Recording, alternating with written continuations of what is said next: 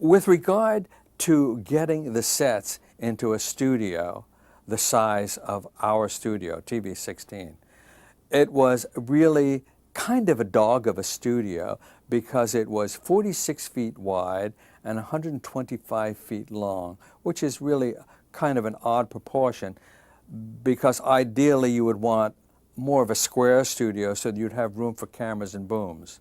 Well, we didn't really have room for cameras and booms. Not if you wanted to get a set on both sides of the narrow length of the studio. So we could figure a set on one end, which would be our permanent set, the drawing room and foyer, which was kind of at a 45-degree angle, which enabled us to get the most camera angles and best directing capabilities. The other end of the studio turned out to be where the old house would be. So then you had the two sides where you could put bedrooms or any other sets that came out. Our graveyard was always in one particular spot, which was the side of the studio facing near the foyer of on the drawing room. You know, I've done so many soaps now that it has become second nature, but I still know that working on a soap opera is one of the most demanding disciplines that you can engage in.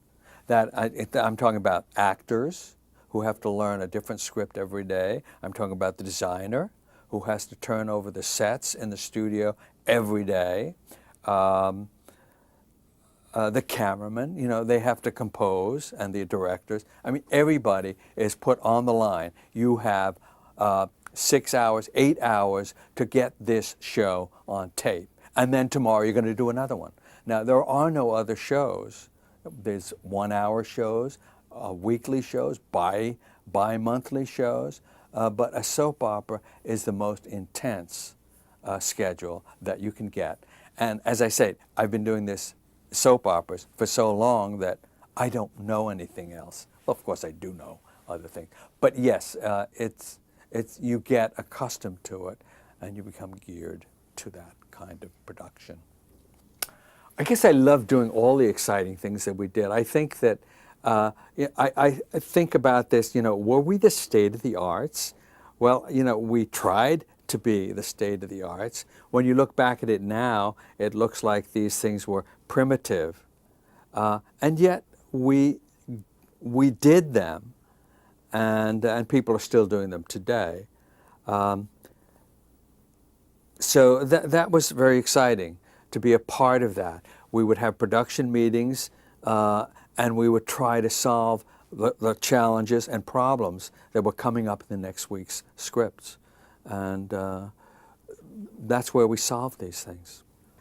It was very exciting to create the first ghost that we had on Dark Shadows. Now, I hope I'm right with this, but it was the ghost of Josette.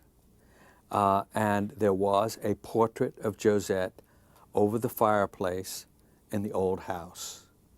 And the deal was, or at least the script said this, from the portrait of Josette, she arises from her seated position and walks out of the portrait, down off of the mantel, the portrait over the mantel, strolls through the house, out the front door, and then we see her image in a diaphanous gown blowing in the wind around the porches and the columns outside the house of the old house. And that was our first big challenge, ghost challenge.